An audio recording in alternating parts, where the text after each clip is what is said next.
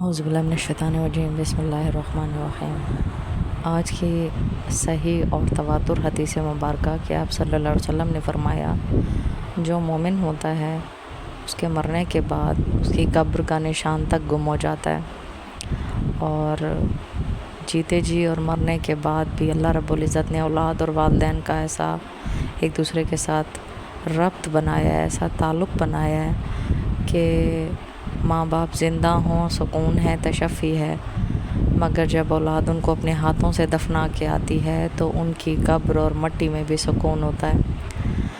تو یہ حدیث مبارکہ اس نے مجھے رلا دیا جب اپنی والدہ ماجدہ کی قبر پہ میں پورے سال کے بعد گئی، چونکہ میری پریگننسی تھی جس کی وجہ سے میں نہیں جا سکی۔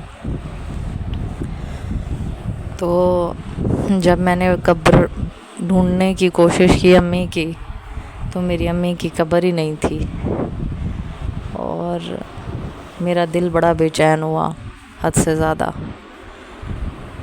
ایک آسرا ہوتا ہے اولاد کے جیتے ہوئے، ماں باپ وہ جو چھوٹ جائیں ہمارے سے، ان کی قبریں ہمارے لیے بڑا آسرا ہوتی ہیں۔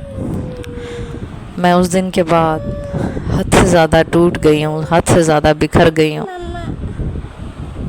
اللہ رب العزت کبھی بھی جس کسی کے بھی والدین حیات ہیں، اللہ ان کو دیرگاہ سلامت رکھے۔ اللہ کسی بھی اولاد کو اپنے ماں باپ سے جدا نہ کرے، اور کسی بھی ماں باپ کو اپنی اولاد سے جدا نہ کرے۔ موت برحق ہے، ہونے کو کوئی نہیں ٹال سکتا، یہ اللہ کی طرف سے لکھی جا چکی ہے، مگر واقعی مومنین کی قبریں گم ہو جاتی ہیں، ان کے نشان بھی گم ہو جاتے ہیں۔ میں نے سنا تھا کہ 40-50 سال لگتے ہیں اس کو، لیکن میرے وہم و گمان میں بھی نہیں تھا کہ میری والدہ ماجدہ کی قبر اتنی جلدی گم ہو جائے گی۔ اللہ انہیں کروٹ کروٹ جنت الفردوس میں جگا دے، آمین یا رب العالمین۔